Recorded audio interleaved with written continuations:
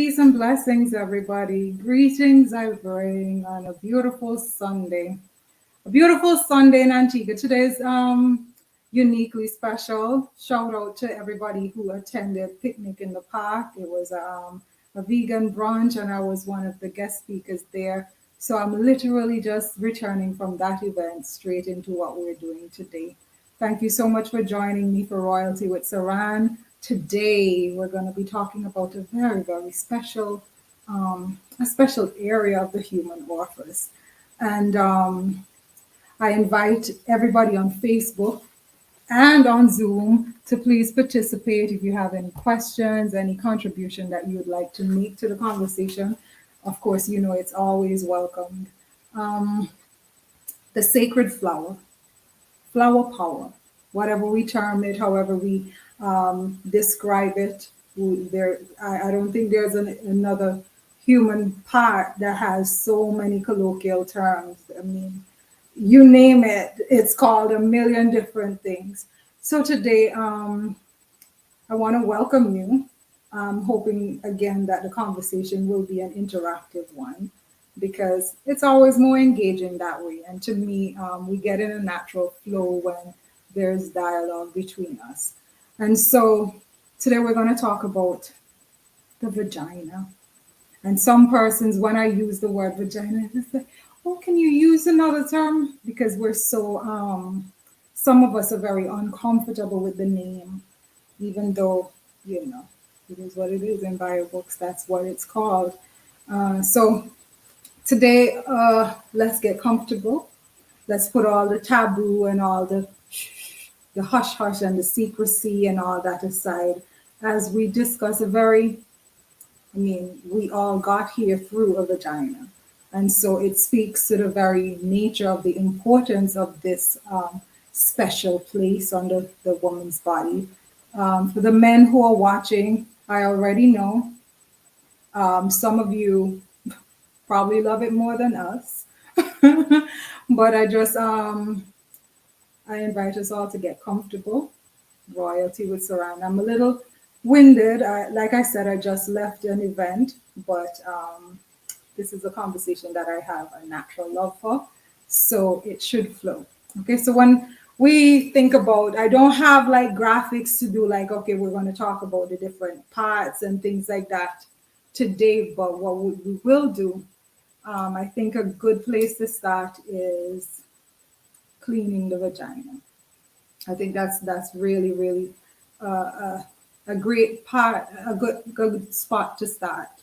And so a lot of us, and I think the entire conversation will be riddled with things that we do to agitate the situation. Some of it is not directly impacted by things we put on the vagina, but the way in which we eat, the things that we do that has a direct impact on the way in which it functions, the way it malfunctions, you know, the signals and symptoms that you get as a result of that. So, like I said, get comfortable. We're going to start today talking about cleaning the vagina. And for those on Zoom, again, if you have questions, just drop it down in the chat box and we'll get going. Okay. Same thing is true for those joining on Facebook. Cleaning the vagina. What do we use on the vagina? The stories that I've heard, that's all I can say. The stories that I've heard is sometimes, you know, mind blowing in terms of what we do. I think for some of us, there's an obsession with avoiding odor. And oftentimes, the vagina has that odor because of the different things we do in terms of what we eat and things like that.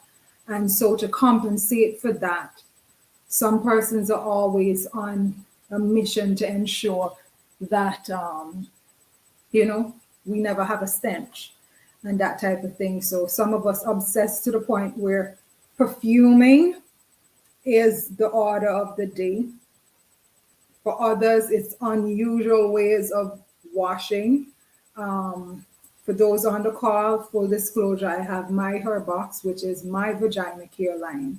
And so I may make references to a few of the products that I have.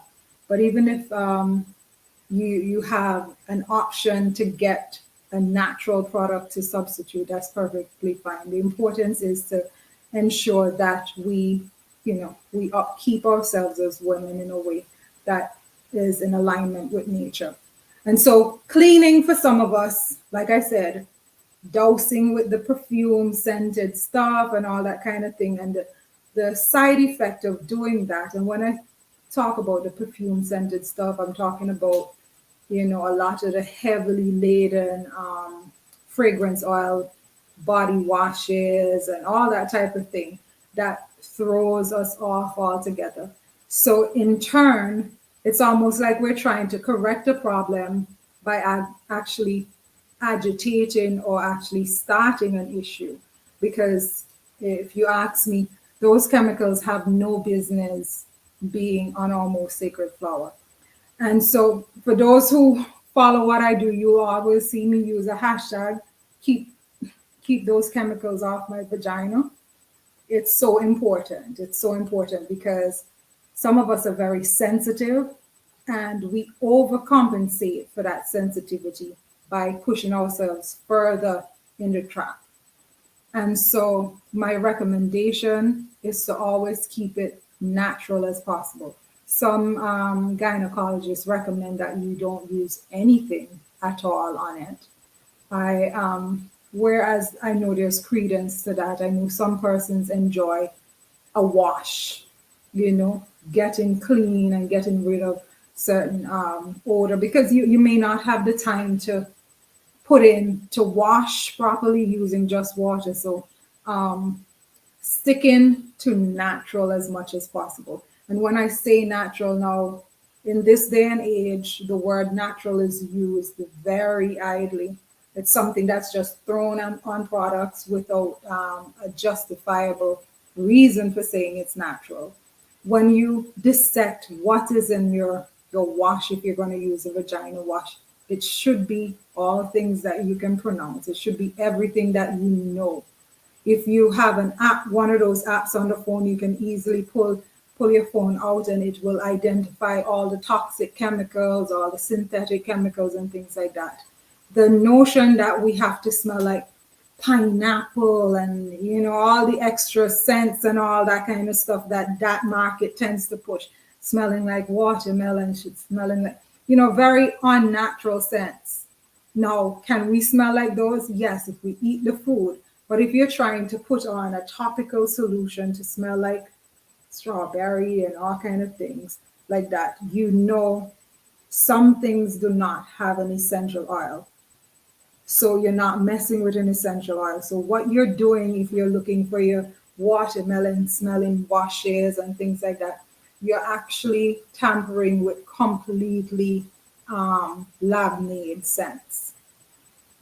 So that's what it is, the foundation for it. And I think, let me just dial it back just a little bit. The risk that comes with using the fragrance oils, especially on the vagina, is the fact that the maker of the product, they can just put fragrance, one ingredient, just fragrance. Because the truth is, when you're making these products, you're gonna purchase fragrance. It's gonna say fragrance and it's gonna list the name of the fragrance, what it's replicating in terms of the scent profile.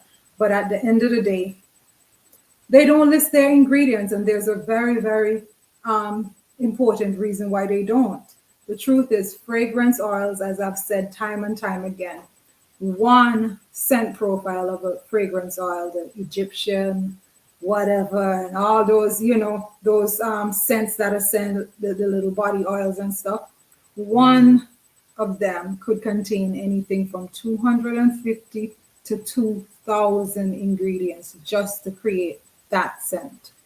And so once you're using products like that on your body, you can't say that you're using just fragrance, because essentially there's no such thing called fragrance. There's a fragrance oil that's a compilation of multitude, a wide variety of different toxic chemicals that are built together to create a particular scent. So we have to be very careful with that. And then on the flip side, once we're utilizing these chemicals, know very well that these are xenoestrogens. And so what you're going to notice happen, your hormones are going to get out of balance. And once your body does that, then the impact can also be seen and felt on the vagina. It's hormonal. And we'll get into hormones a little bit more in details a little later on. But in terms of washing the vagina, one time I sold one of my washes from the Lion to a queen, and she was saying she uses a toothbrush. So I'm like, okay, that's new. She was literally and not since she started using my product, she said she was just raised to use a toothbrush and insert into the vagina to wash out the crevice inside in order to get rid of the scent. And I said, you do what? I was I was shocked to hear that because I had never, ever heard that. But the truth is, she's not alone. A lot of people think that you need to insert something into the vagina in order to get it clean. There's no reason to do that with a wash. You should be washing the exterior, and that's all that's really needed. Of course, regular showers improve your chances of not really having an offensive scent, but also it's important for us to eat well. Eat well, that cannot be overemphasized. Peace and blessings, Lioness. How are you? So that's what it is, we are whole beings. And so that's what I will say time and time again. We need to not just focus on getting rid of certain symptoms, but getting to the root cause of the symptom, getting to, okay, why is there an offensive odor to begin with? And once you do that and you start paying attention to the things that you eat, if you journal, you'll recognize there are a few times when your body is out of whack. And then when you study that pattern, you'll be able to identify key things that you're probably consuming at a particular time that causes that impact on the body. And so, food journaling, if you're having issues like that, would be a very helpful tool. But for the most part, taking a daily shower, taking a shower twice a day is, absolutely recommended, especially for us in the Caribbean. We're hot, and so one moment, let me see something. So also, I'm talking about greetings all. Doesn't those chemicals and fragrances in the vagina, washes and products cause these infections as well? Peace and blessings, Queen. And yes, you're absolutely right. The question on the Facebook page is if the chemicals and the fragrances in those vagina washes cause yeast infection. Now, yes, they do. And so for some persons, I laugh because for those in Antigua, Caribbean based, I'm not sure if this brand is, actually, I think it is because I think it's a palm olive brand. But the refresh soap, the amount of people say, they might have gone to a hotel or, somewhere where they didn't have access to their usual and they use that refresh. I don't want to blast the brands, but that has been that has been one of the things. So many queens have called me, look, I use a refresh and nothing normal anymore. And that's because it's so heavily scented. You can open that pack and leave it in your bathroom, and for days on end, you enter that room. It's just so loud, and it speaks to the potency of the amount of chemicals in there. The fragrance is what the focus was in creating products like that. And you put that on your special place. Is it going to irritate? Yes. Can it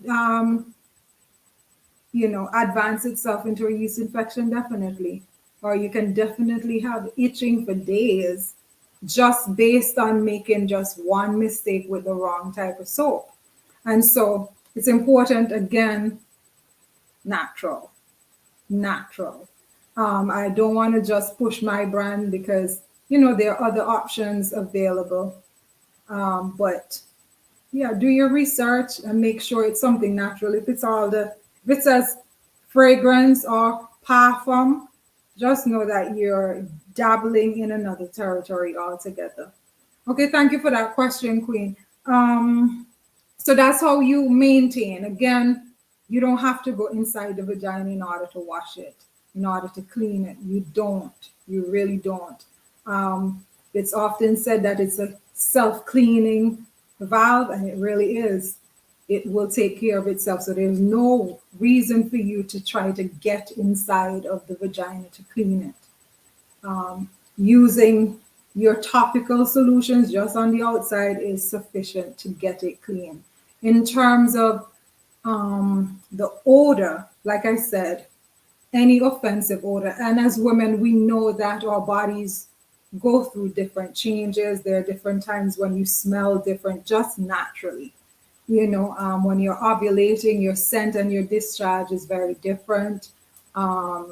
When just before your cycle, that's also very different. So it's important to get in touch with the natural rhythm of your body and ensure that you're eating in a way that's going to encourage your yoni to function naturally. There's a lot that we do that, we don't really connect the dots, but there's a lot that we do that can actually cause serious issues with the vagina. And then we often think it's, my vagina is broken. And too often, I think when we talk about yeast infections, too often we kind of reduce that to something unsanitary, or it's something that you did wrong. And even men, when I hear them joke and talk about yeast infections, I'm just like, if only you knew, if only you really understood. Yeast infections are because of a yeast overgrowth in the body. You understand? So yeast in the body, candida in the body, you can have that too. And men suffer from yeast infections too. It manifests itself a little differently for them, but if they have it and you already understand the nature of intimacy, chances are you're going to get it. And so the notion that it's something,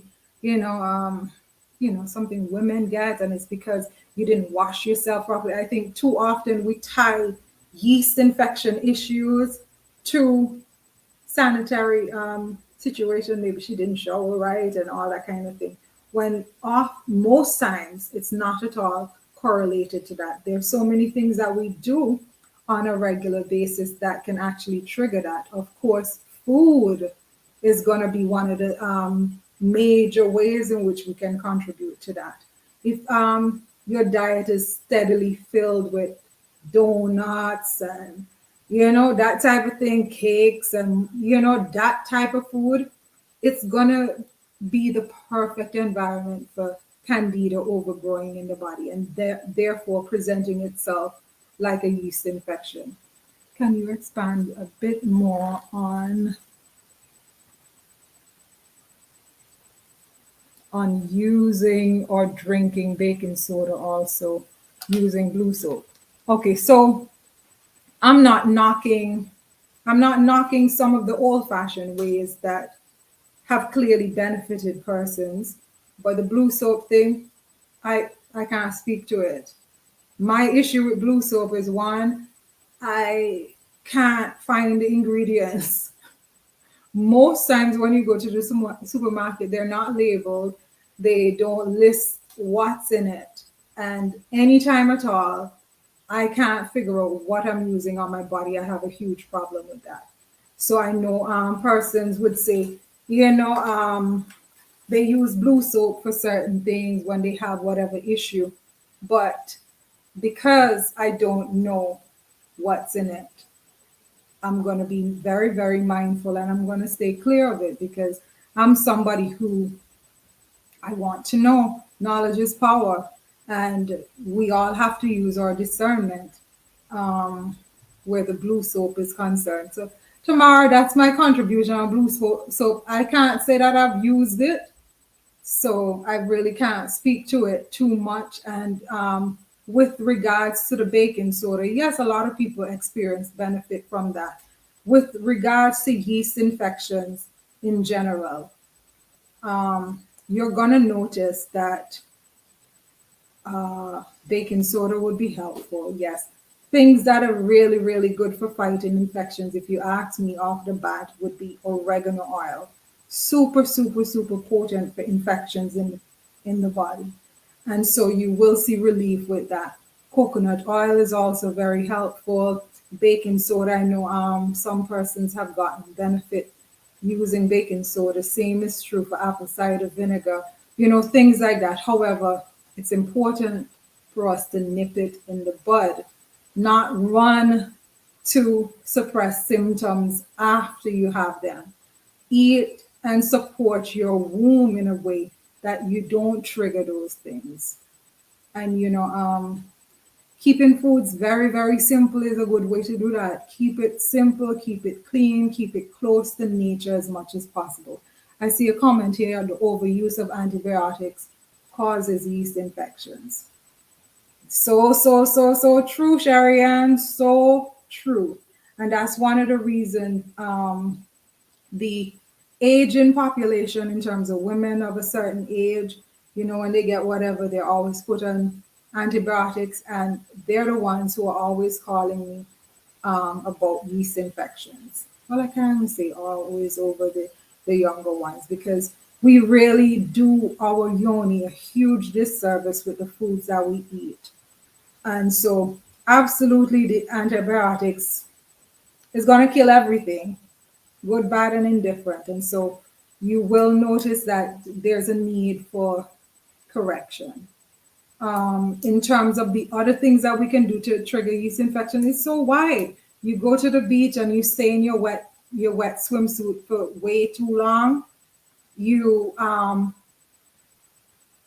the fashionable industry have all kind of different underwear now. Wearing underwear that doesn't allow your vagina to breathe creates the warm, heat filled environment that yeast love. It thrives in those kind of environments. So our underwear is significant as well. Staying as close as we can to cotton, people. I know cotton, for some persons, when I tell them wear cotton underwear, it's like, oh, granny panty. All the extra stuff, and we're very consumed right now about wearing what you call it, like the Spanx and all those type of shapewear underneath our stuff. But the truth is, it makes the conditions right for yeast infections. Everything there is very, very held in. It's very tight. It's hot. So you're creating the perfect environment to run yourself in problems where yeast infections are concerned. Again, if your mate, if your king has a yeast infection, that's another way that is caused for a lot of women. And because it presents itself different for us, it's always looked at as if we're the problems, when in fact, men and women suffer from it. It's not something that's isolated for one group, because again, men can eat all the ton of donuts and all that kind of thing and find themselves in that situation. And so, in terms of yeast infection, I am not bragging on myself, but I do know that the suppositories that I carry are super, super effective. It's one of my most popular products in the line, and it's not because I push and promote it so much. In fact, I think maybe 2 weeks ago was probably the first time I've posted it on Facebook, but I know word of mouth is what keeps my business afloat where the yeast infection product is concerned. Super, super effective, all natural ingredients. Peace, Peace, namesake. How are you? um, so, okay. Let's see, private messages coming up in Zoom. So, like I was saying, the importance for us not to judge each other and be critical of each other because, like I said, food is one of the major ways that we can throw the environment and the environment in our vagina is completely out of whack. You know, um, in terms of course, I'll get into the herbs for overall vagina care a little later on. But again, just to recap, the importance of us avoiding um, avoiding eating foods that are going to trigger yeast infections. They don't just come out of the blue. Something is off in the body, and it's important for us to really dial in as to what am I eating, what am I drinking, all this soda drinking and things like that. I don't know. You see, in the comment section there, yeast loves sugar. So the more you feast on things like that, you're gonna have a breeding ground for things like that. The cakes, the cookies, you know, all the extra stuff with all the icing and things. Setting yourself up exactly for that. The food we eat and the clothes we wear play a part.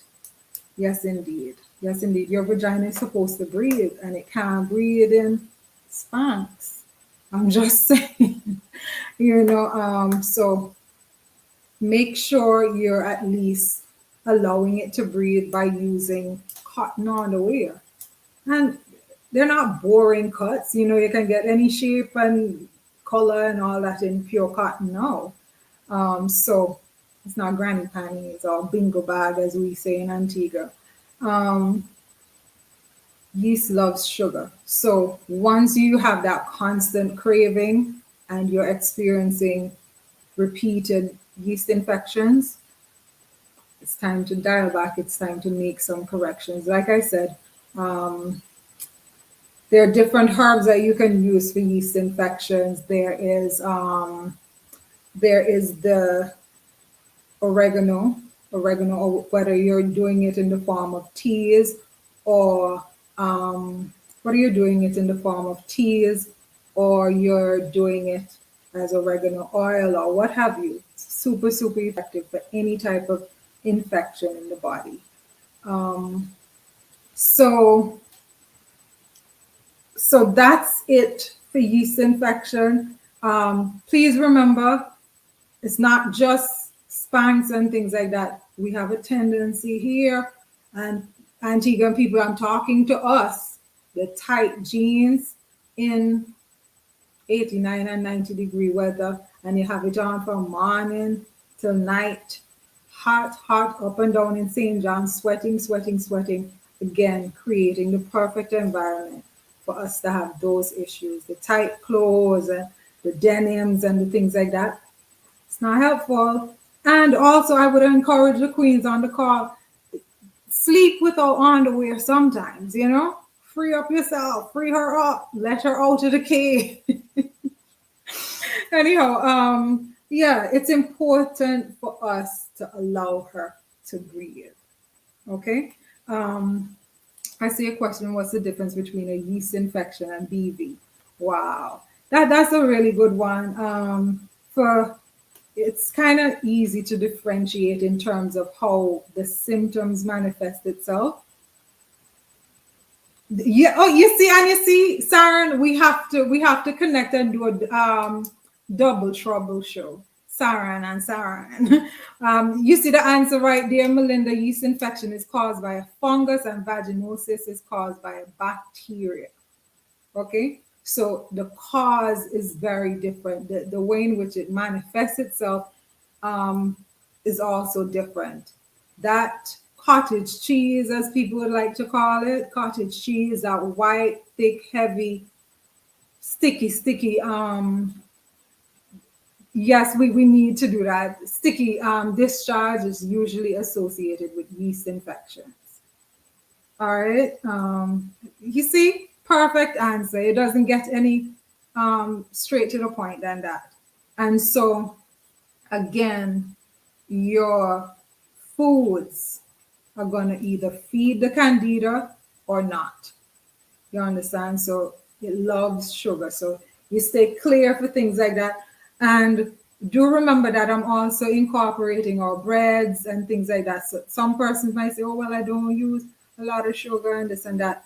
Bread, pastas, and things like that, you need to dial those way back if you're suffering from a recurring situation with that. If you want to hook up, I'm just saying you can give me a call, 720-6144. And that's for an immediate intervention where you can interrupt it, balance everything out, and get some ease. Because I do understand it's very, very uncomfortable walking around itching in the hot sun, itching, just it's super, super uncomfortable. And because we think we associate it with being nasty or something or having some sort of STD, and it's so far from the truth that we don't share that. So we don't really ask each other, okay, what you should do, what have you used? We don't really pass the secrets on sister to sister unless you know and you can say, oh, try such and such, and But for some things, we really do suffer in silence. And because of yeast infections, a lot of us kind of we relegate ourselves to a place of shame. We think that something is wrong, something is broken inside of us. And so, we stay clear of intimate situation. We begin to judge ourselves. And, when I talk about us being very dangerous at the way we critique and judge ourselves, it's serious. We have such nasty language to say to ourselves, you're nasty and you're this and that, not knowing that you're not nasty. You're just eating the wrong foods. You're doing the wrong thing with your vagina and not really being mindful as to what's triggering those results. All right, so that's yeast infections. I did touch on the fragrances. Saran, I'm really thinking we need to link up and do a show really, really soon. It's not coincidental that we love and gravitate towards the same thing and we have the same name and an unpopular name at that. So we really do need to connect. Foods to avoid and the foods that you should eat. Now, our vagina loves colorful foods. Colorful, the oranges, the bright. And I tell everybody, if you want a quick way of knowing whether, you're doing your body justice in terms of getting all your vitamins and all that, your food should be a rainbow. Is it supposed to be a rainbow every day? Not necessarily. But you have to eat all of the color groups. Natural foods are talking. I'm not talking about, them blue stuff and whatever, but your blueberries will get you your blues. You have your oranges through your bell peppers, your carrots, all of that. Of course, the greens are endless. Your reds, try to tap into all of your colors, in order to ensure that you're getting all the phytonutrients from all the different groups. All right, so colorful foods, that's what your yoni loves. If you ask me, a plant-based yoni functions better. And I should correct that. A healthy plant-based yoni or a healthy eating woman usually has a properly functioning vagina. So you'll find the more you advance in your wellness, the less you suffer from, things like yeast infections and things like that. Our herbs are very, very helpful. Like I was saying at the event that I was just at, it's important for us to recognize the power and the influence of herbs. Herbs. I'm not American to say herbs, but the herbs are super, super helpful. Food has been so manipulated and tampered that even, deciphering what's really natural and stuff can sometimes be work. But with herbs, we have to knock on wood. It has been And I know it's coming, the meddling, once you start with the marijuana, it's going to lead all the way into all the other herbs. But for the time being, we still have great access to very powerful herbs. Some of the herbs that are helpful to the vagina would include your red raspberry. Super, super effective for toning and tightening the vagina. And the beauty about the way in which red raspberry functions in the body, it actually allows elasticity to flourish there. So it's not only tight, but when it needs to expand, so just before childbirth, yeah, that's a good herb to have because it allows that flexibility, that elasticity to become pronounced in the vagina. I do have a sister, and she was on a call with me a few, maybe 2 months ago, Jua, and that's what she does. She does midwifery work in America, and she's one of the midwives. She works along with her clients before, and she has them on a very strict regimen because she's somebody, even though she delivers children, she doesn't do blood. And red raspberry is one of the saving graces for her. So there's no, it's not as if we have to rip and we have to tear, and giving birth has to be bloody, because I've seen her do her work, and it's really, really, it's almost magical compared to what we're accustomed to. And red raspberry, again, hugely, hugely important for that. Toning, tightening of the vagina is also very rich in iron. And most of us these days, I mean, the anemia is so serious amongst us because a lot of us bleed uncontrollably during our cycles. The American red raspberry, it grows here as well. But yeah, red raspberry leaf, not, just to be clear, I'm talking about the leaf. Yes, you can get benefits from using the red raspberry as well, but I'm speaking specifically of the leaf. All right, so again, very rich in iron, very good for if you're anemic, to boost those numbers up. Okay, another one that's really, really good is Vitex, or chase tree berry, as some people call it. Super, super effective. All the womb issues that we have today, it interrupts the growth of certain tumors, cysts, and all that. I don't like to, now, let me caution everybody listening. I'm not the herbalist or the wellness coach who say, oh, you need to take this and this will get rid of that or whatever. Everything works in tandem together. So even though you're taking Vitex, I can't tell you take Vitex and your tumors won't grow, because I know that's a fallacy. Because you could be taking that, but you're eating everything else to promote the growth of that. So again, it is a holistic approach. We have to eat well, we have to utilize. So anything at all that I tell you with regards to herbs and its function in the body, please know that there is a limit as to whether or not you're going to see any benefit from the herb if you're going in the opposite direction where food is concerned, because foods and herbs are things that you ingest.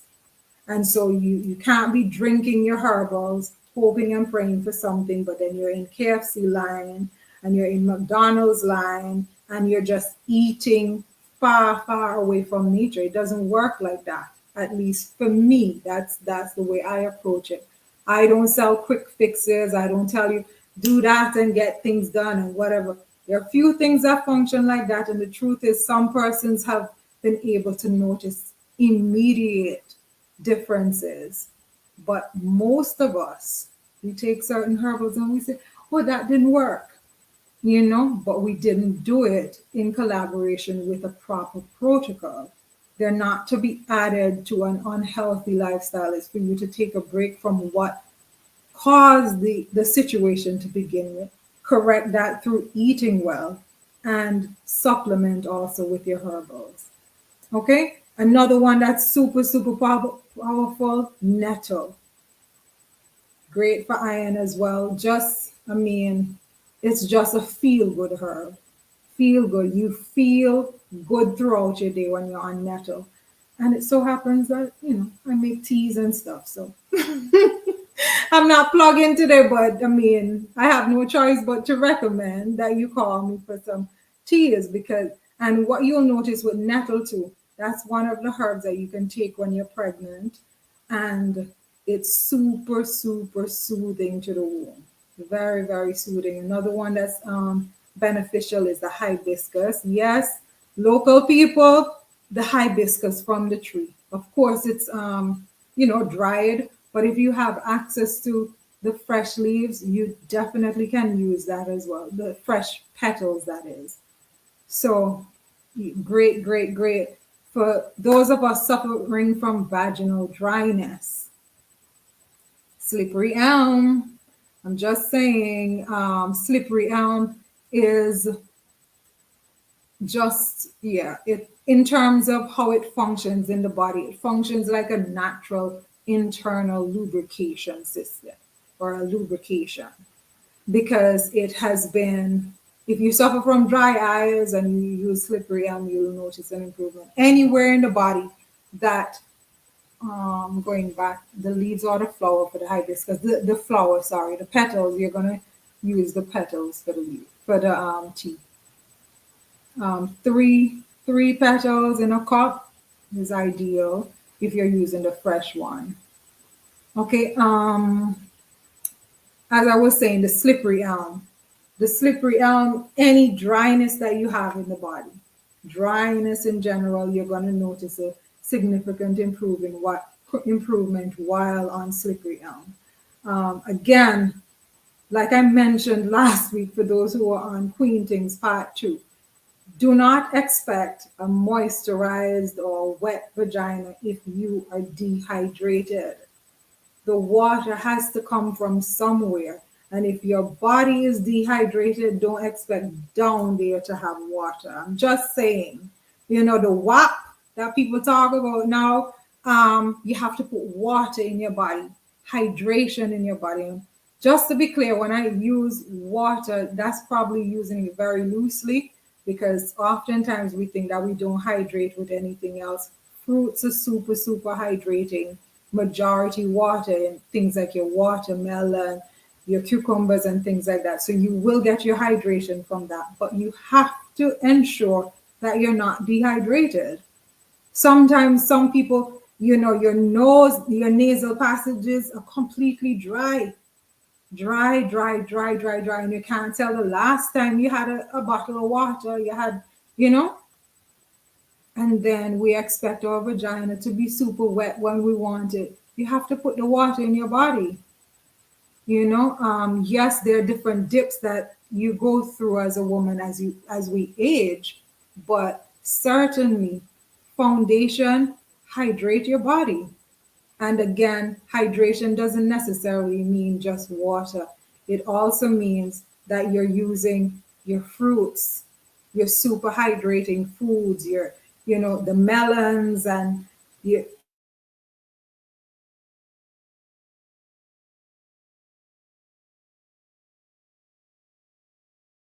here.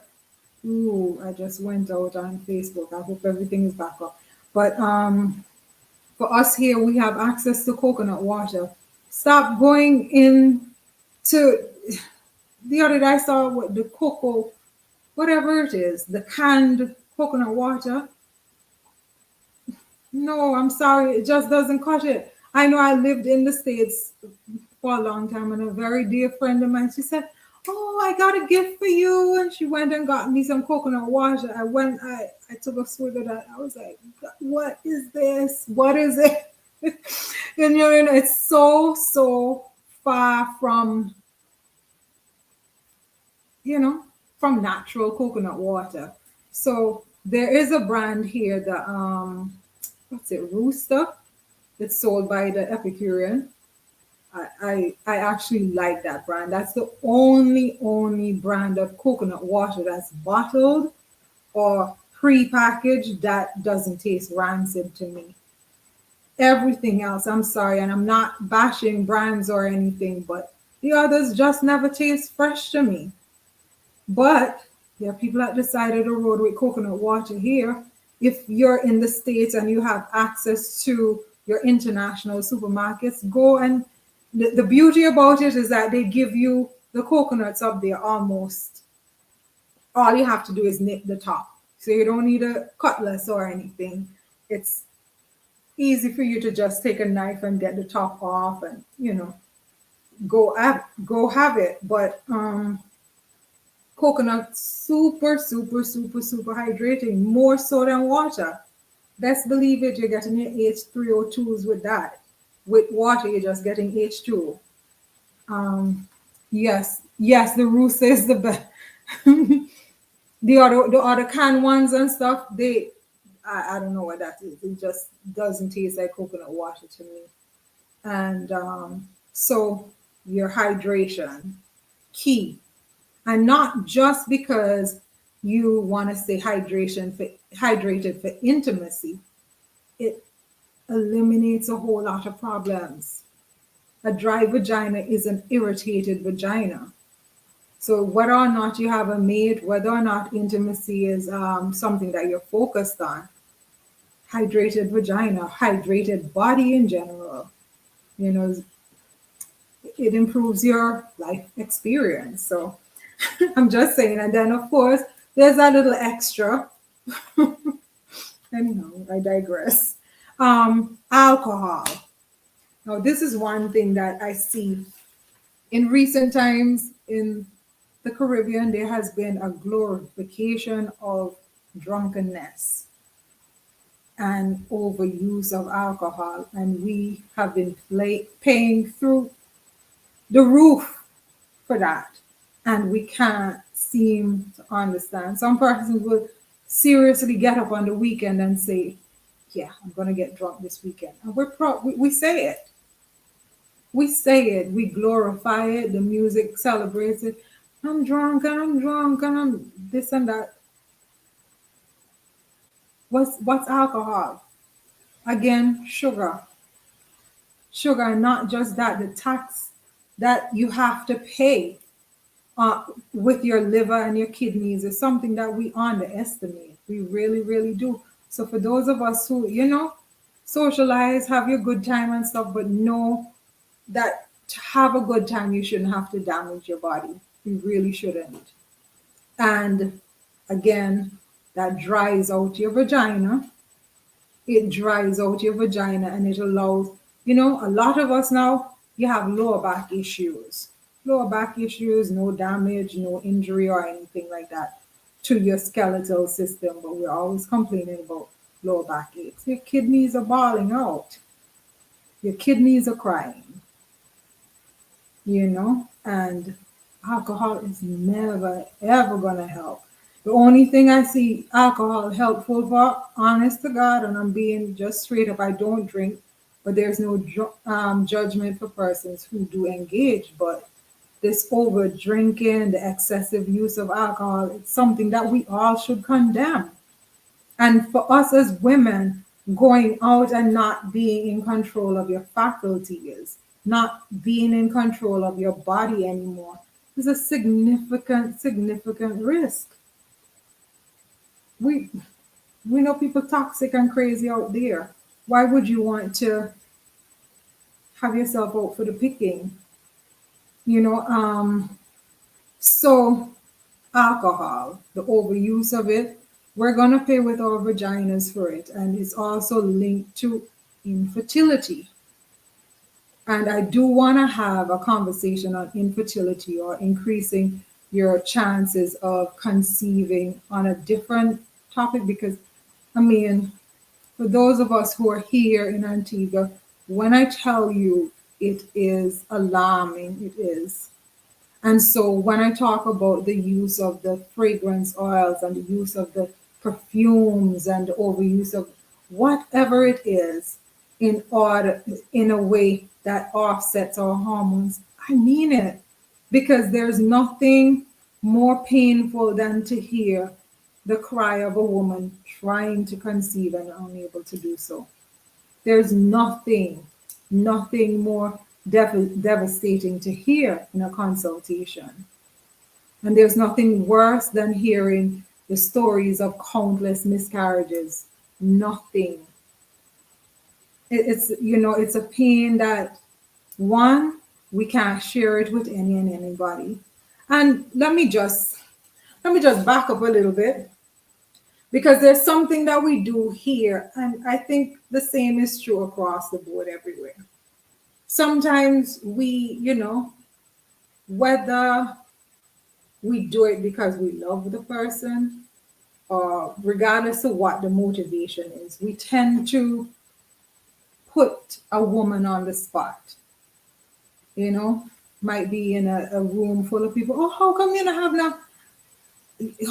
no baby yet, or whatever? Please let us be sensitive and let us be mindful as to how we approach topics like that, because there's so much pain, so much trauma, and so much heartache connected to that sentence. You have no idea. Just saying it is triggering to a lot of women. And so when you hear it constantly, and the headache and the sleepless nights and the cries that you have shared over trying to experience that, I think oftentimes we interject ourselves into people's life without really understanding how the words can cause pain. So I encourage you to, yes, sometimes people are naturally curious, but loud public questioning and things like that, we need to desist ASAP. ASAP, because you don't know how many miscarriages the person had. You don't know the difficulty they're having conceiving. You don't know. So that's not a public thing. Stop watching people uterus. Stop it. We really do need to stop. You don't know the backstory. And so I can't, there's probably not a week that I'm not contacted with regards to fertility issues. And again, I'm not somebody who posts everything that I do, but persons who have conceived on the programs that I've done, they've recommended other people to me. And so they, they reach out, and then when you hear their experience, or their it's so hurtful. And then they're always talking about being in an office somewhere and somebody say, oh, this, and kind of just brings it up. There's a lot of trauma that women carry with around giving birth, about that. Conceiving is difficult for a lot of women now. Very, very difficult. And that's not to say, oh, the woman doing something completely wrong. If you flow and you go with the status quo now, the majority of us will have fertility issues. The chemicals that we're constantly bombarded with, it affects our fertility chances. And the sentence of where you get so far to go, it's such a hurtful thing, and then it's usually connected to that, and different things. Sometimes you see somebody with a stomach that's high or whatever. All I'm saying is that the pregnancy conversation, giving birth, becoming a mother, it's a super sensitive issue. And I know that not because of my personal experience, but persons who have called me, who are have been trying for years to conceive, and then as soon as they gain weight, they get that, oh, you look fat, what happened, you're pregnant? And there's a lot of pain behind conceiving. A lot of persons have actually conceived and have had miscarriages after miscarriages. So there's a lot of hurt wrapped up in that question. So I would recommend there, and there's nothing wrong if you're truly interested, or you have tips and stuff to give, but that's not a public conversation. It's very rude, to be quite honest with you. It's very rude to do that in a public situation, knowing that others are listening, and the person just be, okay, I'm on stage over my uterus. That's not cool. We need to lift each other up as sisters in a different way. Lift and elevate each other. You can have a side conversation, and she might actually share, I've had trouble conceiving, and you might know, okay, well, you can call such and such for it again. I have frozen again. Can you guys see me on Facebook? I don't know what that is, but the internet is still up, but I'm told that I'm frozen. Let me just jump start it.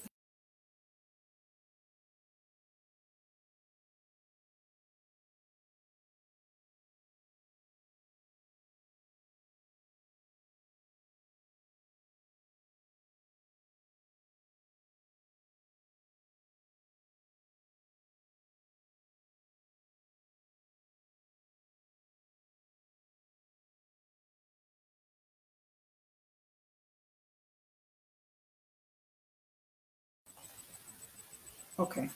All right. I hope you can see and hear me again. Um, but I was speaking about our, the way in which we approach asking women about pregnancy and giving birth and babies and things like that. We just need to be a little bit more sensitive. There's not a week now that I don't get a call from a woman who's having issues. So, and this is again without me advertising the things that I do to assist with it. So, yeah, it's widespread. And we do need to, lift and elevate each other in a different way. That doesn't help. Um, so, in terms, like I said, I'm going to have a conversation on fertility. I'm not even sure. In fact, what I want it to be is a face to face event.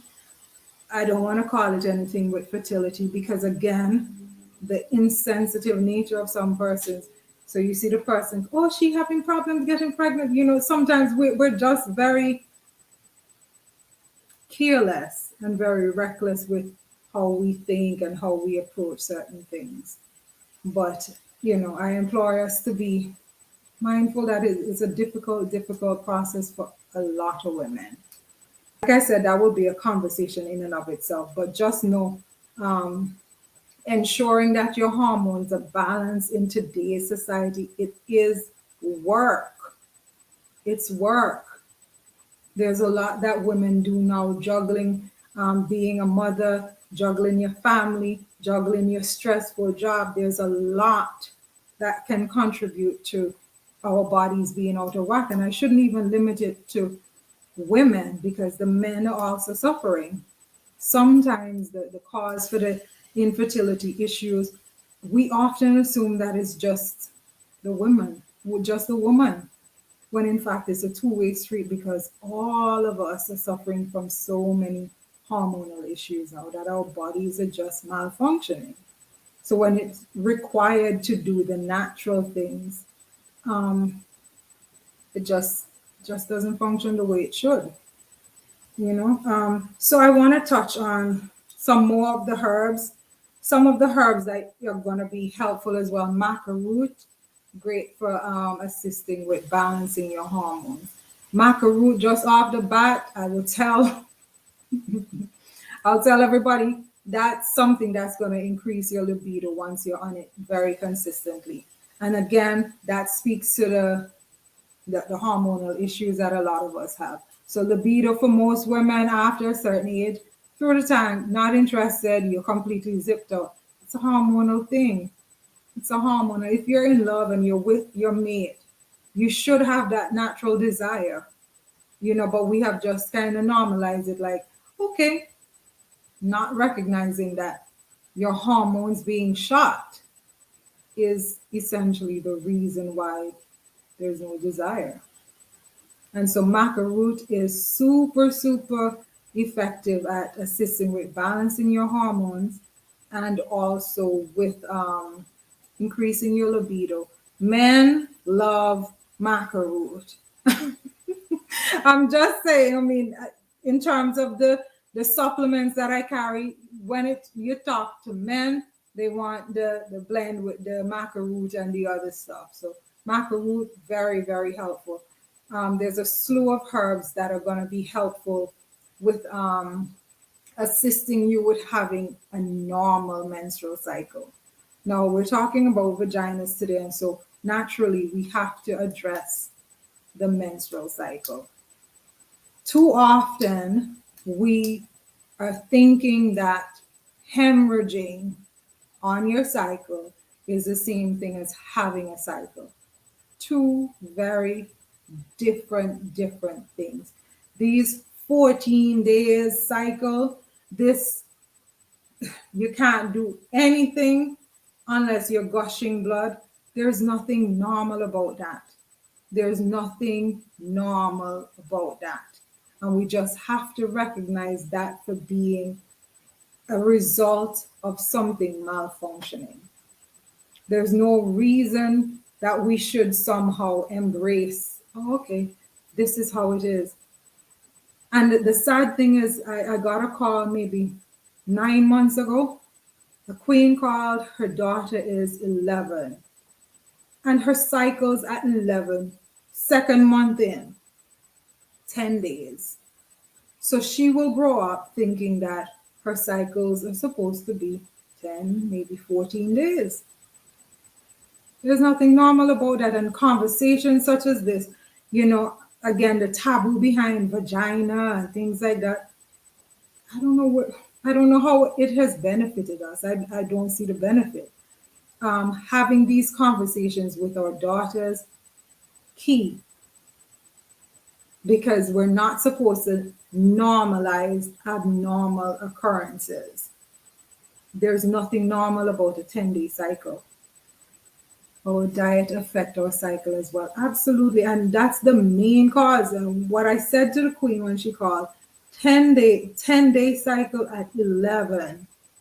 There's no way you can tell me that she isn't eating off of a natural course. Impossible. It's already indicative of a whole lot of snacks, packaged foods, a whole lot of fried foods, a whole lot of sugar and things like that. It all plays a part in how our vaginas function. The cycles that may be, let's say, 7 days, but you're just drenched in blood. There's nothing normal about that. Anything over a 5-day cycle is a cause for remedy. So at least you should be motivated. Let me try and, dial whatever back. And the self-sabotage about women on our cycle, what we do is that we take the opportunity when we're not feeling well, because our bodies are completely, it's not like it's uncomfortable anymore. For some persons, the cycles are debilitating. And so when we're debilitated, all we want then is our comfort foods, the chocolates, the cheesecakes, what else I heard today while I was talking?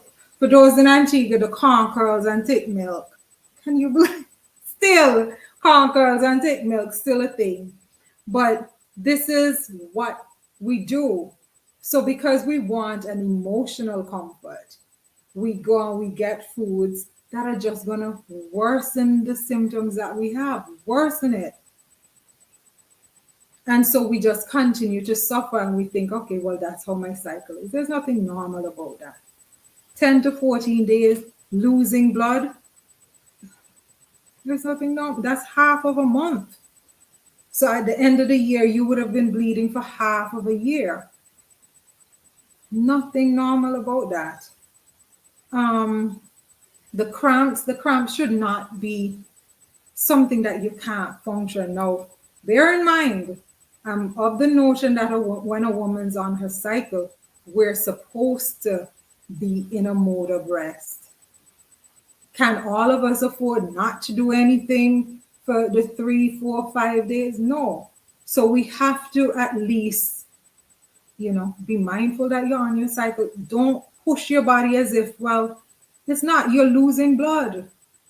And just the sacred nature of your cycle, once you recognize that, then there will be no objection in just moving slower. Moving slower require less from your body because your body is already going through a lot. Fruits and stretches help with your period cramps. I mean, to the rooftop with that, Saran, definitely. And stretching. Now, what I need to remind us, now when we go on social media, we see the yogis in our face. And everybody flexible like Cirque du Soleil. We don't have to be that in order to stretch our bodies. We don't have to be the best yogi guru to be able to stretch your bodies. Stretch. Just allow, even I'm sitting right here and this is how I am regularly, just doing that, pulling your shoulders down. It stretches, simple ways that we can assist our bodies. There are so many um what you call it, videos on YouTube with stretching routines that you can do in your cycle that definitely helps. For those who do yoga, the child's pose, things like that, very, very simple moves. Doesn't tax you. It's not running. It's not, it's not weight training and things on like that on your cycle, but very, very slow, very deliberate moves that will help to, you know, allow your body to relax a little bit. The fruits, it cannot be overemphasized, people. Once you're gonna give in to the temptation of your Snickers and your this and your that on your cycle, you are going to pay. Leading up to your cycle, if the fried chicken and fries is what you're gonna be feeding your body, expect discomfort. Some of us are able to dodge. I see a queen saying there she's never had period pains. Powers to you. But a lot of us, we set ourselves up for a hard time. All the breads, think of the nature of bread and the gluiness and the thickness. You want your cycle to flow, and it's not going to flow if you're on donuts, if you're on things like that. It's just not going to help. It's not going to help. So we need to be mindful that we're eating. We're eating not just for today. We're eating for our cycle. And I think we overlook that, especially for persons who really suffer from bad menstrual cramps. You can't think about your cycle when you're on your cycle. You need to think, and do remember that our bodies as women, we go through cycles. Times when you're recharged, when you're full of energy, and it begins to wane as you move towards your cycle. And so on your cycle is the time when we're supposed to move slower. We're really supposed to. And do I mean for the entire 5 days? We really should. But if we're unable to do so, at least we should take time to really woosa, recognize. And another thing that I think we set ourselves up psychologically is we dread it so much. We dread it so much. Like, oh, it's the worst thing ever. If you tell yourself that the worst thing ever is the day you have to take the trash out, right? Guarantee you, every time you take the trash out, it's going to be a horrible experience. And I speak because I've lived it. Going to Digicel to pay my bill, horrendous experience every time. And I'm sorry for calling names, but I'm just honestly sharing. But because I've already developed in my mind that, oh, this place, every time I go there, there's something. So if you welcome your cycle with the, oh gosh, now remember my experience in Digicel is probably going to be half an hour to an hour, even if nobody in there. But the point that I'm making is that you're going to experience this for days. So if you're already expecting a horrendous experience, know that you have literally rolled a red carpet out to welcome it. That's what we do with our minds. So we have to pay attention to how we do it. If we shift our focus instead of like, oh gosh, this again, we would notice that our experiences are a little better, just by the mental movements of the mind. Let me see. Steaming should help with cramps also. Sis, Queenie, definitely. I'm a huge fan of steaming. vagina steaming to be clear as to what we're talking about. And I'm not just a fan because I sell the product, but I have seen what it has done for so many people. It is not a new thing. I know when you look at the criticism for it online, it's like, oh, this new thing. I don't know what new thing you're talking about. My grandmother steamed, her grandmother steamed. It's something that we did. And once it went to the north, it was, it kind of revamped and made pretty and sold back to us. And then we criticize and we turn our nose up at things that we have done for generations. It's an ancient African practice that a lot of different cultures embrace. But I know for sure helping with your cramps, absolutely. Especially if you're able to actually track the days that your cycle is going to come, then you're able to do your steaming before, and it makes a major difference. Am I saying that steaming in isolation to eating well and using your herb?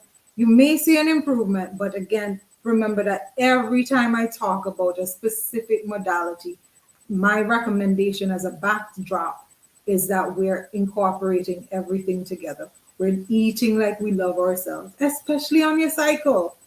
Because the truth is, if you eat what you want to eat and it's going to sabotage your body, then you're going to pay. Who wants to be doubled up in the bed in pain and you're crippled, you can't do anything? I don't have cramps either, but what I've noticed is when it comes close to my period, I crave processed food, pizza especially. Going half liquid on your diet, going half liquid on your diet leading up to your cycle works a charm. It really does. It really, really does. Do a cycle on raw foods, and especially you will see a difference.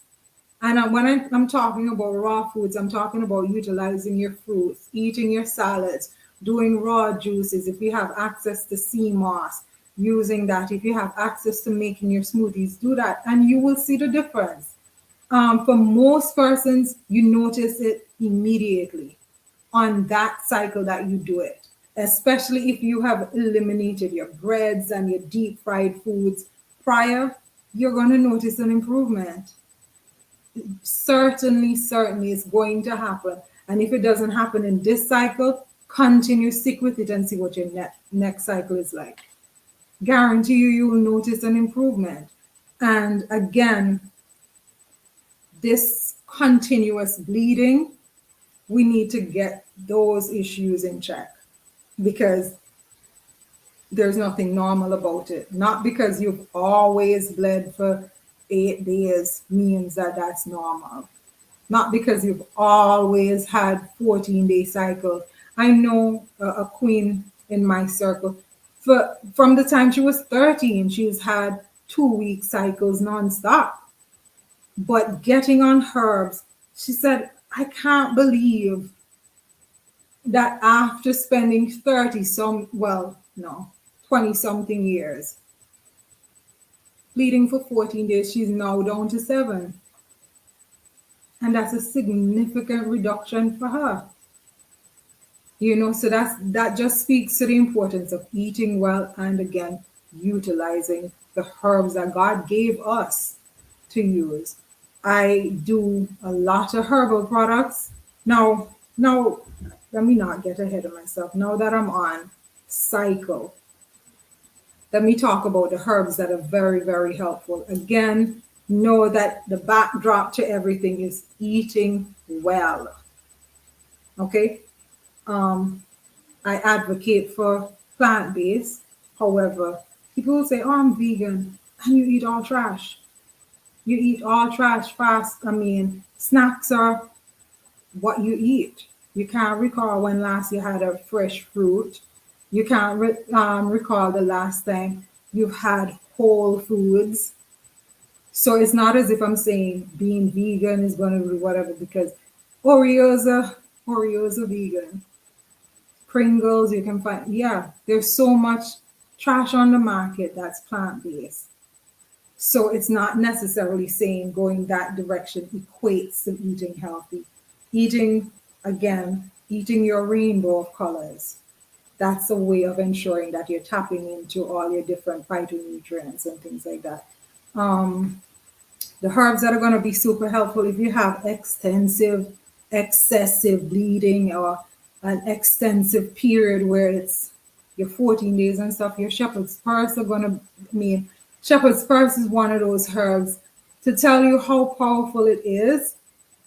Um, Back in the day in World War One or whatever, shepherd's purse was actually helped used to assist with bodily injuries, to stop internal bleeding, to stop gunshot wounds and things like that. That's how powerful it is in terms of combating the excessive release of blood from your body.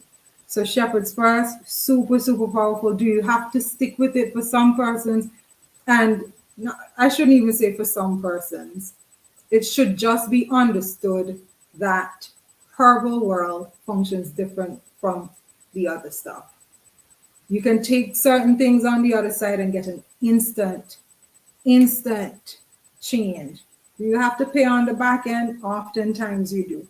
However, with herbal medicine, if you're approaching it from a medicine point of view, it's something that you have to be consistent with. It's not a quick fix. It's not a quick fix, and guess why? Because it didn't take you overnight to get where you are. It took time, and so you should invest time. And not only that, you're worth it. Like we are all we're worth the time, we're worth the consistency, we're worth the effort. So now echoing what Shavora said on there. Peace, Shavora, how are you? Countdown to the next detox begins. We're rolling out in July. Um, Doing liquids before your cycle, whether it's your sea moss, getting all your minerals, your trace minerals and stuff in, it makes a difference. It really, really does. For those in the States, be just be careful. Be careful selecting your sea moss. Do research on it before you just pick, because some stuff that I've seen being sold there as sea moss, I don't know what that is, and that's somebody who grew up on an island with 365 beaches. I don't know what that is. It doesn't look anything like sea moss I've ever seen. So just and again, that speaks to the tampering that takes place when something is trending. There was a time ago where noni was everything. Everything, oh, noni. There's always an in thing in the natural health realm and things like that. So now we're on to sea moss. And for good reason, 92 of the recommended 102 minerals that you're going to get with that. But we have to be selective, because I can assure you not everything on the market is the same. Sometimes I've seen it and it looked like mincemeat to me. I don't know it. But anyhow, I digress. I have horrible cravings for sweet and salts leading up to my period. Yeah. Because, and another reason why that happens, Sharian, is that your body is waning. So even though, like I said, it's important for us to pay attention to the cycles of your body. Our bodies have a certain rhythm. Men also have cycles, but of course we never discuss that. But that's for a conversation another time. But you will notice your body has a particular rhythm every month. It stays the same, especially if you're regular. You're gonna notice that before your cycle, your body slows down. It starts to wane, and it's like, or you start to become irritated when you're asked to do a lot. And during that time, when your energy begins to wane from the high that you are at, you're gonna look for things that are gonna give you an instant boost. And so that's where your sugar and your salts come in. Okay, So that is when I recommend that you really up on your trace minerals, on your minerals. That's when your sea moss. For those on the call who are in Antigua, Cocoa Juice, the queen who was on the Queen Things panel with me, hit her up and get her some sea moss. If you're gonna make your sea moss yourself, there are countless videos on YouTube. You definitely can send me a message or give me a call as to how you prepare it, and add those things into your diet, especially when you feel that craving coming in. Because the truth is, your body is actually craving minerals. It's actually wanting you to do something different during this time because it's already anticipating your cycle. It's already anticipating the release of blood from your body. So that craving that you get for the sweet and for the salt and for the bad stuff, it's actually your body telling you, hey, look, I need some reserves. I need some extra boost right now. So instead of feeding it with the bad stuff, you up your sea moss, you up things that are going to be helpful for you so that your entire experience during your cycle is a lot better. All right. I'm not sure how much more I should go on cycle, but I mean, we can talk about cycle till the cows come home because it so many of us now as women, we're struggling. We're struggling, and it's not a youthful thing to think that it's when you're in your 20s or whatever. No, I know people in their 40s still struggling with their cycle, but again, discipline to make certain changes is something different, but your body is always going to tell you something. And it's up to us to stop interpreting our cravings for sweet, our cravings for salt as just that. Your body is craving something, but it's not necessarily that. So it's a chance for us to really up the things that are going to be helpful. All right, it's amazing how the body always knows what it needs. It always does. It's us who can't decipher what it's telling us. Always does. It's always gonna be on point. So a lot of us we take that craving and then we give in to the sugar and then we double over on our cycle in pain because you didn't give it what it really requested. You gave it what you thought it needed. But again, my encouragement is to get up on your supplements then, especially if you have bad cycles. Now, I was going over the ones that are going to be helpful on your cycle. The Shepherd's Purse, insanely amazing. You have your red raspberry as well. It's that's just, let me just put it out there. If you have a vagina, you should be on red raspberry. Do you have to do it consistently? 7 days on, 7 days off is an excellent cycle to be on. But it's just so good for your body. Very, very, very helpful for especially your womb. Toning, tightening, nourishing, healing, rejuvenating, you name it, the red raspberry. So that's also a good one for on your cycle. And again, because it's rich in iron, you're losing blood, it stands to reason that it's going to be helpful then as well. Another one that's nettle, I mentioned nettle before. Your yarrow is also helpful during that time. But I swear by the shepherd's purse, people. I swear by it. You have to give yourself, an opportunity to really experience a normal cycle. You can feel uncomfortable, but it's not supposed to be painful. I know some people, I have to take the amount of ibuprofen. I see people take that time. And do remember that them things, as simple as we take it, some people are taking ibuprofen 4 or 5 days in a row, several times a day. Those things have an impact on the body. Don't take it from me. Use the same device that you're watching me on and Google it. The long-term impact of using, especially the strong ones. I remember one time I was probably about 19. That was just last year. I kid. But anyhow, I remember I was 19 and say, oh, I want a paracetamol or something, and somebody gave me ibuprofen, one of them strong ones, right? And I kid you not, I walked around like this, like I'm trembling. I don't know how people do that. I just don't know. Them things super, super strong. And if you ask me, they're pretty much unnecessary if you do the work. Instead of putting on the plaster, take off the plaster and heal the wound. Where can you get red raspberry? You're looking at her.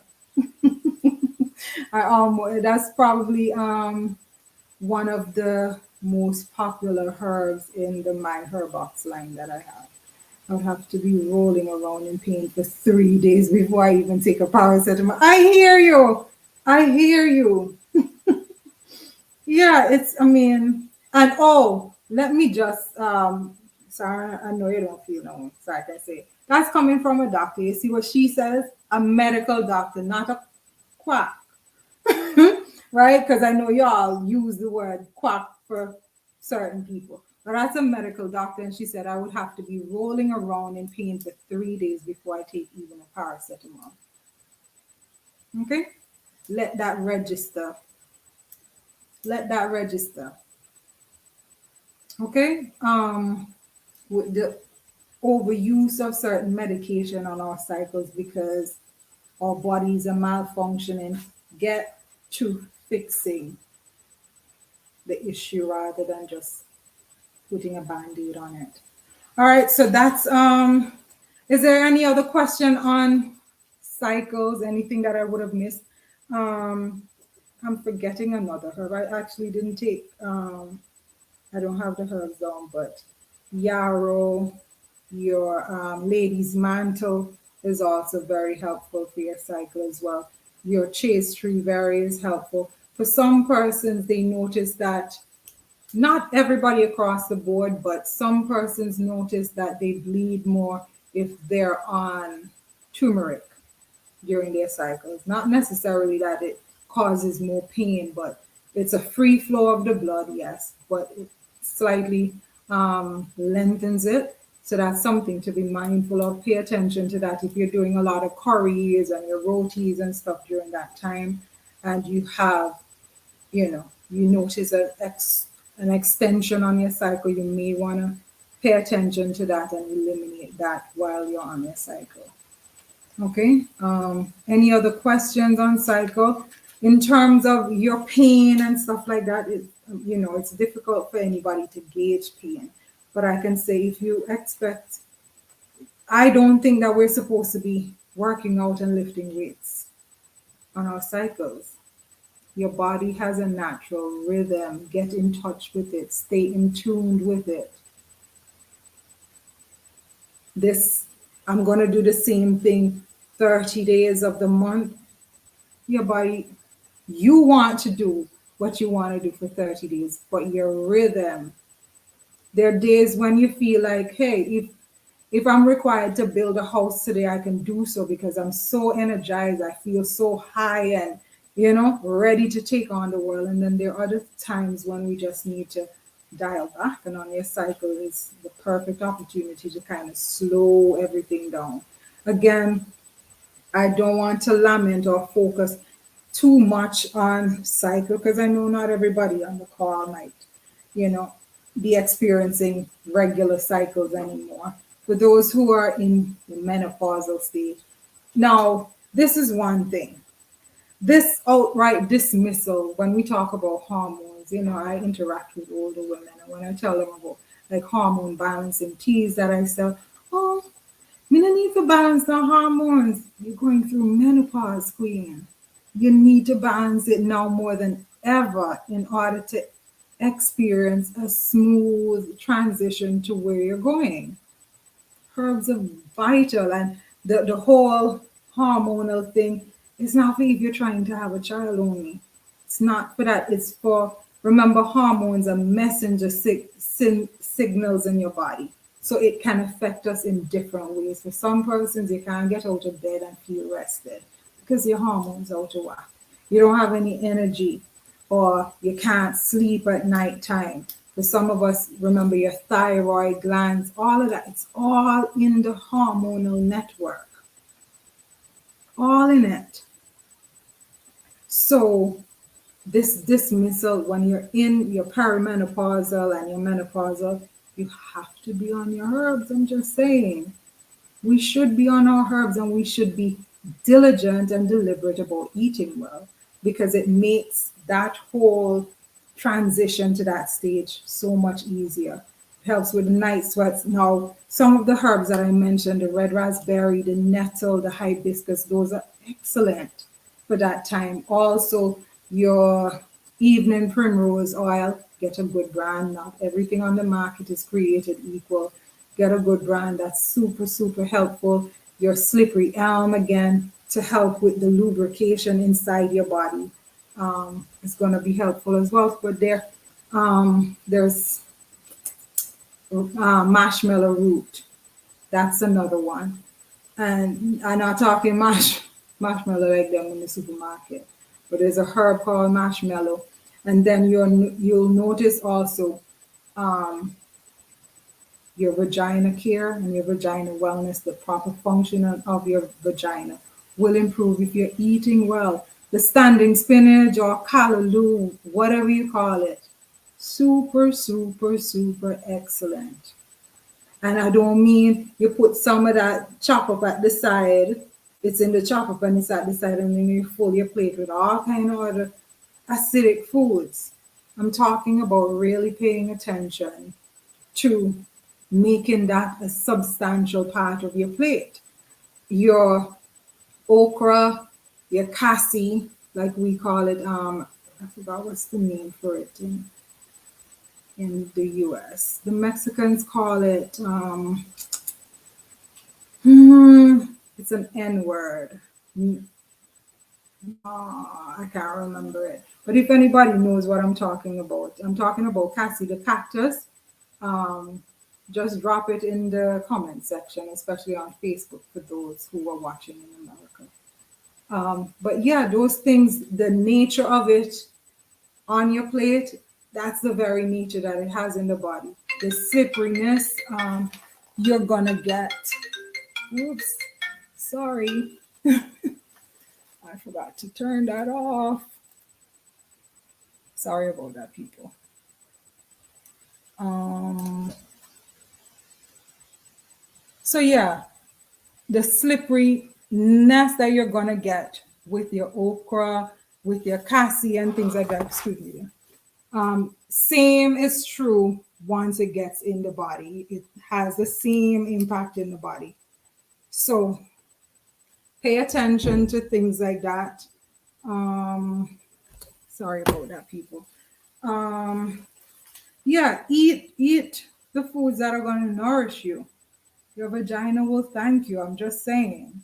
Um, if you're not eating mindfully, then we're all doing our bodies a disservice. And our vaginas are going to pay. Like I said, I'm going to have a conversation at another time dealing with fertility issues, conceiving, allowing your body to be in a place that you can actually maintain a healthy and easy pregnancy. Because, like I said, the miscarriages are countless, and this is in our little society. And I know it's even more so a serious thing in America. So we all need to support each other, be mindful of the things that we say, be, sensitive as to the way in which we approach things like that. Um, are there any questions, whether on cycle? No. Of course, I know some persons probably came on to hear more about orgasms and things like that. That will be in another episode where we will discuss more in details in terms of vagina from a more sexual perspective. But for today, I wanted to focus on, more of the general things, your cycle, the herbs that are helpful, the yeast infections. Like I said, steaming is super, super effective for countless vagina issues. It's one of those things that it significantly increases your chances of um, getting pregnant. It does, and that was indeed one of the functions of steaming back in the day. Um, I do have protocols to, that you use to ready your body to conceive and things like that. And I've had I've had a, I've had quite a few successes, if I might say so myself. And so I think this year I've already had 3 babies this year, not me personally, but my customers. And so the countdown continues, but the important thing is for us to not plant the seeds in our head that we don't want to see reaped. And that's often what we do as women, especially for those who are struggling to conceive. You end up putting words, you plant them deep in your subconscious, and it becomes your reality. You tell yourself you're barren, you tell yourself you're infertile, you tell yourself you can't have a child, but yet that's your desire. They all have to match up. What you think has to be in keeping or in alignment with what you want. Okay, so are there any questions? Anything that I might have overlooked? One moment, let me just see. Any questions in here? No. Like I said, I'll have a conversation where I'll discuss more in details the sexual component of the vagina. And then we'll get into like Kegel exercises or the ways in which you can tighten and tone your vagina, the way in which you can, you know, get it right. Get it right and get it tight for that particular activity. But until then, I think I'll leave all of that for one section. But today, um, yeah, my focus was on the herbs. There's a herb that I forgot to mention. There's slippery elm. There's um, another gelatinous herb, not marshmallow root, but there's another one very similar. But for everybody who's watching, you know how to get in contact with me, whether it's on Zoom through WhatsApp or it's on Facebook. Send me a message. I'm going to prepare an entire list. Like I said, I do intend to have a face-to-face event later on in the year, and I hope to see all of you beautiful people in the house. And we're going to really have a conversation, and it's going to be inclusive of men as well, because we do nothing in isolation where conception is concerned. Um, and I mean that in more ways than one, but I'm just saying. Um, so oftentimes we relegate conceiving on the woman only, not recognizing that sometimes our kings suffer from mutated sperms, low sperm counts, and things like that, and that has a significant part to play in, the whole procreation process. We can't do anything without you, and if you're not readying yourself and preparing yourself just as much as we are, then we're doing just half the work. And so we have to make sure, yes, Saran, you're absolutely right. We can't forget the men. So I will announce that later on. I don't see any questions, but again, I want to thank you for rolling with me. I know today was me rolling solo, but I hope that it was helpful. Please remember that when your body is craving something, it's craving whether it's sweetness or saltiness, your body is actually craving something, not necessarily the things that you're going to choose. Nourish your body when you have those cravings. Nourish.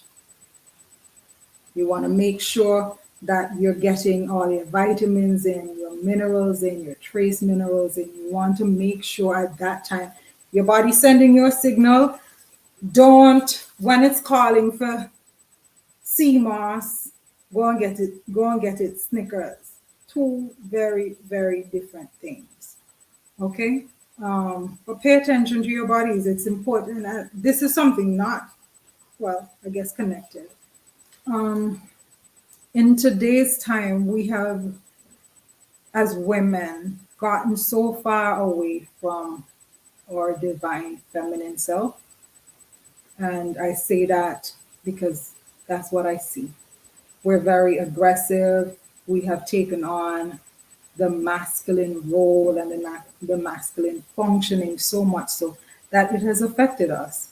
And I will tell you, yes, hormones have a huge part to play in terms of the different bodily dysfunctions that we suffer. But our energy is something that plays a major role in it too. You want to be a man. And when I say that, I don't mean, oh, you're acting like a man and that type of thing. I mean, we're so aggressive and so outside of ourselves that we can't, as in our masculine energy, pay attention to our body's natural rhythm because we're not in our divine feminine. But when we are, we're able to realize, yeah, you don't have to use a tracker. Some people, they can only tell you when their cycle is going to come if they use an app. Outside of that, they don't know. But your body is always telling you. Always, always. There are times when you eat so clean that your cycle is coming that you don't really feel that dip. You're eating clean, and especially if you're doing a lot of raw juices and things like that, you feel that energy. You feel that energy. So sometimes you're like, ooh, is that time already? But outside of that, our bodies are always telling us something. And when we stay in our divine feminine self, we're more in contact, we're more in deeper connection with our womb. And I just want to encourage all the queens who are on the call or either now or might listen later, especially for those who are struggling to conceive, plant the seeds that you want. Plant the seeds that you want. There's so much hysteria, there's so much panic, there's so much fear, there's so much reckless talk that scare women into thinking that, you know, it's impossible. But I've seen persons who have been trying 7 years to conceive and nothing. And bringing yourself in alignment with nature allows for that to naturally happen without assistance, but just doing the work. I encourage all of us. I know for some persons it probably took a different angle. They're probably looking for the juicy part of it, the sexual connotations and things like that. We'll discuss that another time. I think I'm very comfortable talking about that because it is a bodily function. Next time around, we might be talking in details about feces and things like that because they're conversations that we need to have. So thank you so much for joining me tonight. I do look forward to royalty next week. I'm going to try to get the men together as long as everybody's available for next Sunday. Oops. Nope. I know last time around I said there was not going to be a royalty this time, but for sure there's no royalty next week. And for those who were able to join me today, even though I said there would be none today, thank you so much for joining. There will be no royalty next week. And the week after that, we should have the men back together again. And then shortly after that, we're going to try to assemble a panel with both the men and the women. And we're going to kick it off, and it's going to be a fiery conversation as usual. But until then, I encourage you, eat like you love yourself, move your body like you love yourself, think like you love yourself, because those things contribute to how you experience this life. Thank you. Thank you so much. Thank you, Nicolette. Yes, great show. Although you're rolling solo, I know. And it's so weird after having so many persons and it's just me. But thank you so much. You know that this is disseminating information is what I love to do because I know for some of us, it's new information. For some of us, it's a reiteration of something that we know. But at the end of the day, my prayer is that it will make an impact. And when I say an impact, it will be a push or a cause for change in somebody's life, where you eat more mindfully, you talk to yourself more consciously, and we elevate ourselves as a people. So whether you're joining from Antigua or you're joining me on Facebook from America, thank you so much. Thank you. Vagina Talks will be picked up probably towards the end of August, and we'll get into the spicy, juicy details of the sexual part, because that's one of the components of it. Awesome, great time spent in your presence. Peace. Thank you so much. Thank you, Lioness. I really appreciate that. I'm not sure who you are, but I'll click. Um, yeah, thank you so much for watching. For those on Zoom, oh my, I'm kind of twisted off frame, but sorry. And the wire right in front there. I'm sorry, people, but I think you all can see me. And I do this because I love you all. I hope it makes a difference to at least one person every week, a different person. And at the end of it, hopefully I would have impacted positively at least 52 persons. Peace and blessings, everybody. Thank you so much for joining me. And I'll see you week after next. All right. Peace. Bye.